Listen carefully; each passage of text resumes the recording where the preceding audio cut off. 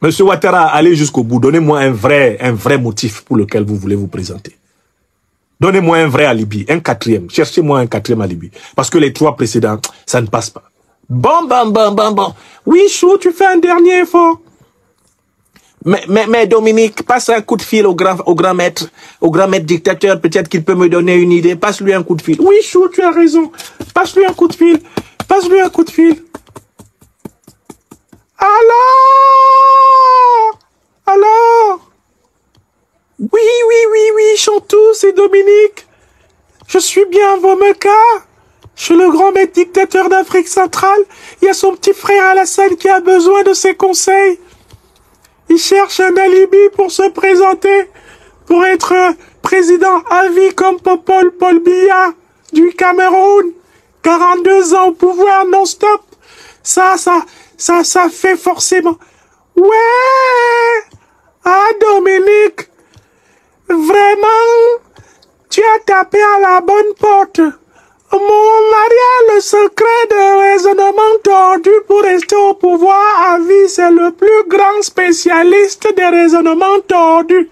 Attends, je vais le réveiller parce qu'il dort souvent jusqu'à 15 heures. Il commence à se réveiller vers 16 heures et il se rendort à 19 heures. Attends, je vais le réveiller un peu. Qu'est-ce qu'il y a encore?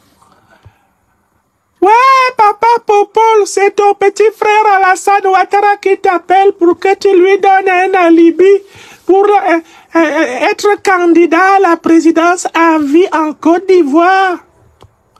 Mais il est... Ouattara est où actuellement? Mais il est au bout du fil, là, papa Popol. Il est au bout du fil, il t'entend, j'ai mis le haut-parleur. Allô, Ouattara? Qu'est-ce qui se passe encore à Abidjan? Allô, grand frère, grand maître dictateur, mon sauveur, mon conseiller spécial, le meilleur de tous, celui qui va mourir au pouvoir au Cameroun, celui que Franklin Nyamsi ne peut pas chasser, puis passe son temps à vouloir me chasser moi seul. Eh, mon grand frère bien-aimé, qu'est-ce que je t'aime, Popol. Oh, donne-moi un conseil, donne-moi un alibi, donne-moi un motif pour lequel je dois rester au pouvoir à vie. Donne-moi un alibi, parce qu'on m'attend pour ça, là. Je suis coincé dans un téléphone rouge. Mais, Ouattara, ce n'est pas compliqué.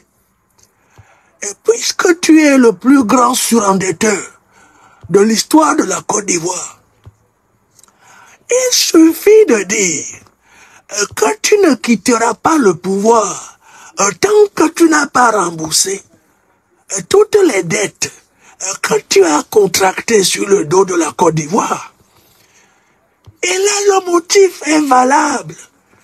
Tu dis, tant que les dettes que j'ai fait contracter à l'État ivoirien ne sont pas remboursées, moi, Alassane, je ne quitterai pas le pouvoir.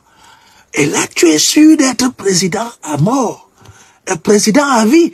Parce que jusqu'à ta mort, Ouattara, même si tu vis 150 ans, tu ne pourras pas finir de rembourser toutes les dettes que tu as prises sur le dos des Ivoiriens. Et c'est mon propre cas. Et j'ai surendetté les Camerounais à un niveau pas possible. Et donc, ma présidence à vie est justifiée. Je dois être là pour construire sans cesse des projets mirobolants afin de rembourser l'impossible dette, l'irremboursable dette.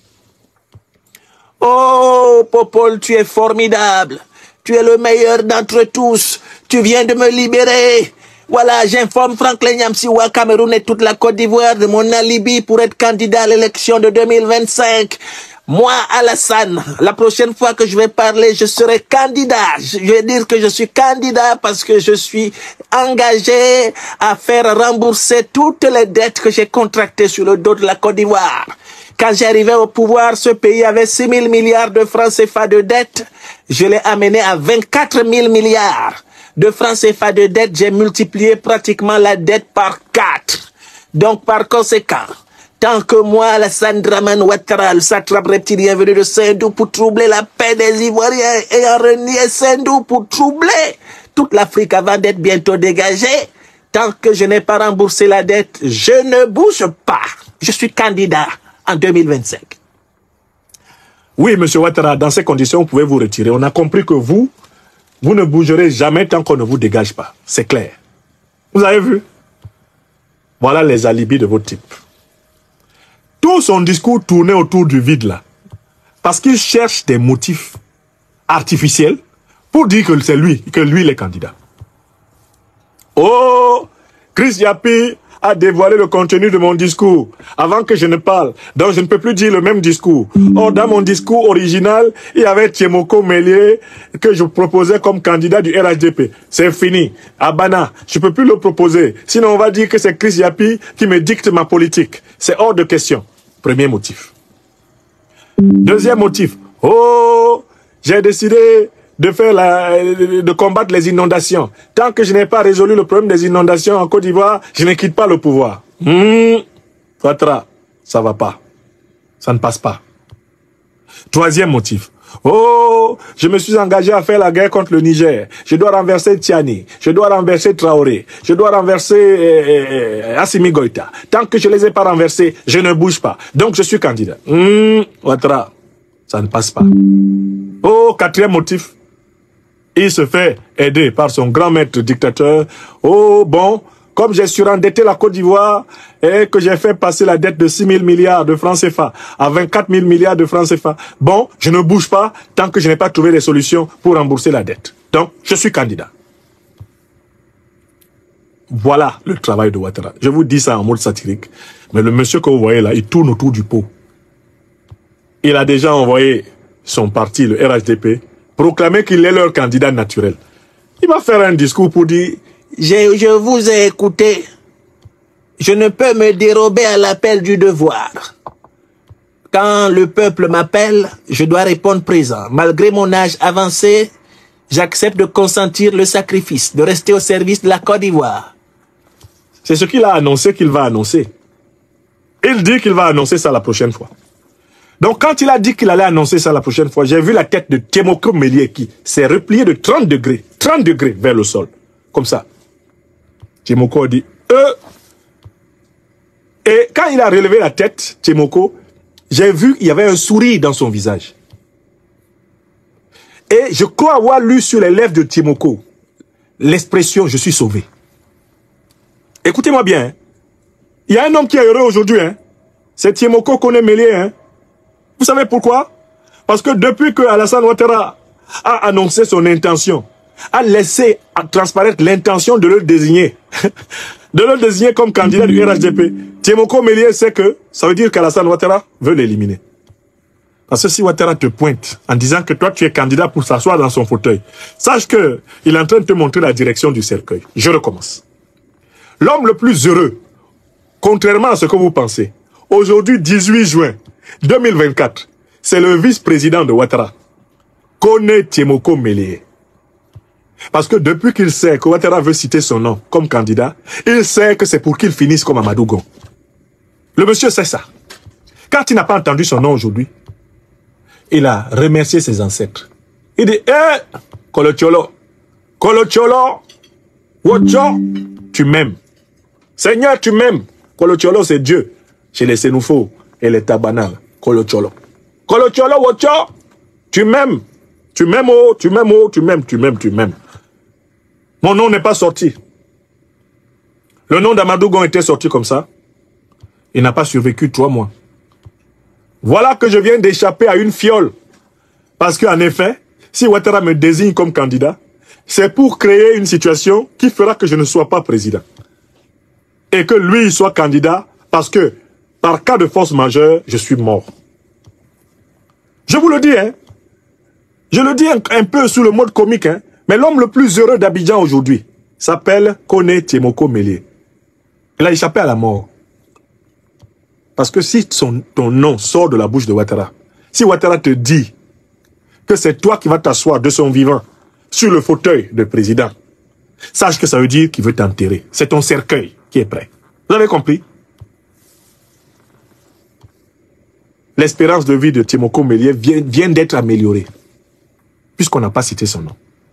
Donc, quelque part, si Alassane Ouattara utilise le prétexte que Chris Yapi a annoncé le contenu de son discours avant lui, c'est qu'on dira, et on écrira un jour, que Chris Yapi a sauvé Kone Tchemoko Mélié.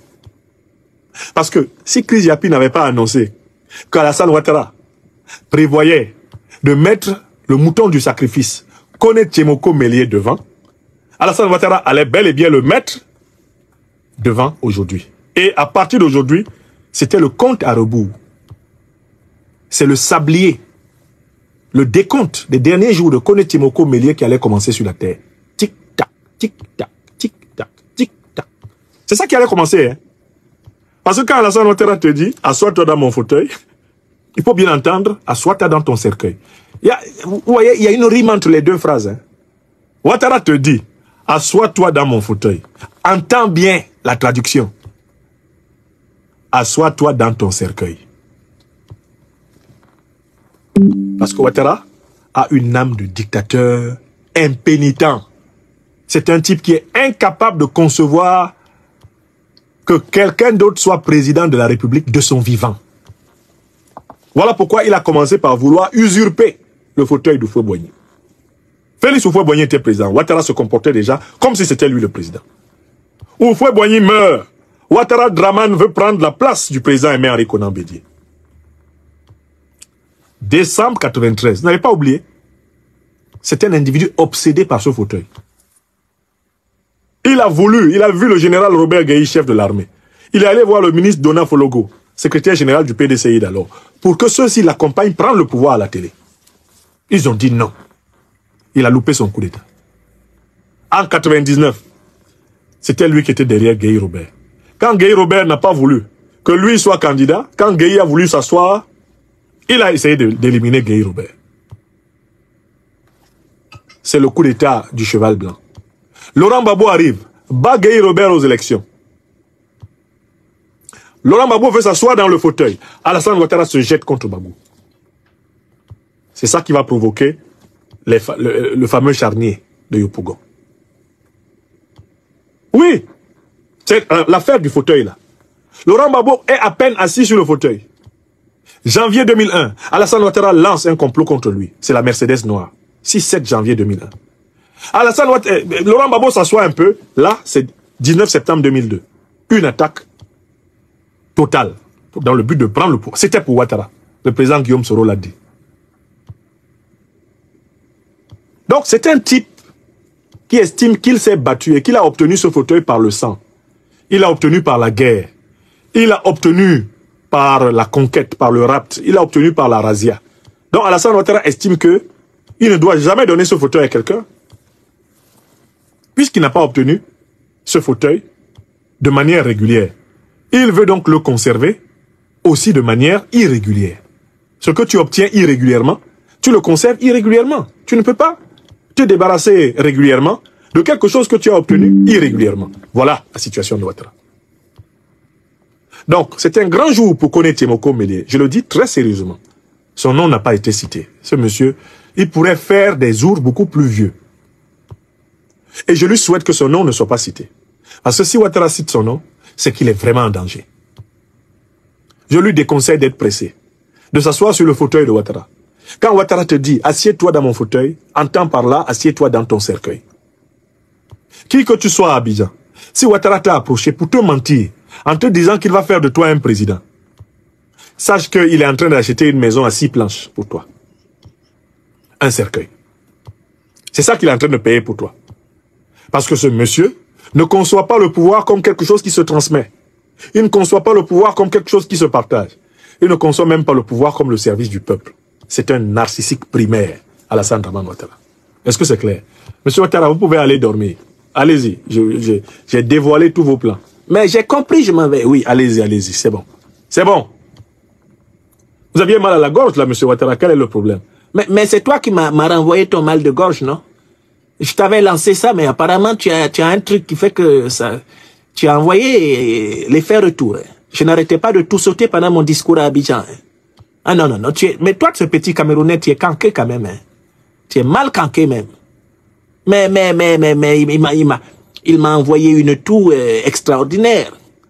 Allez, je lui ai envoyé les allergies au pollen, là. Il a beaucoup toussé ces derniers temps, celui-là. Maintenant, ça revient sur Ado. Monsieur Ouattara, je vous avais prévenu. Mes ancêtres appellent ça Temnigne. Temnigne. Attention, hein. Monsieur Ouattara, faites attention à la toux, hein. C'est à Abidjan, là-bas. C'est sur vous, hein. Je vous ai vu, là, pendant le discours, monsieur Ouattara. Faites attention, hein. En toussant, on accélère le rythme cardiaque, hein. Surtout à vos âges, là. Hein. On tousse comme ça. Ouattara. Mais. Ce garçon. Voilà, mes amis. Le téléphone rouge. Chers téléspectateurs, vous avez été les témoins privilégiés de cette analyse politique profonde et inspirante avec le docteur Franklin Nyamsi. Maintenant, c'est à vous. Réagissez en commentaire, partagez vos réflexions et vos idées. Si cette vidéo vous a éclairé, n'hésitez pas à l'aimer et à la partager avec vos amis. Ensemble, nous construisons l'Afrique de demain. Restez connectés sur Afrique Diverse TV pour encore plus d'informations et de débats passionnants. À très bientôt.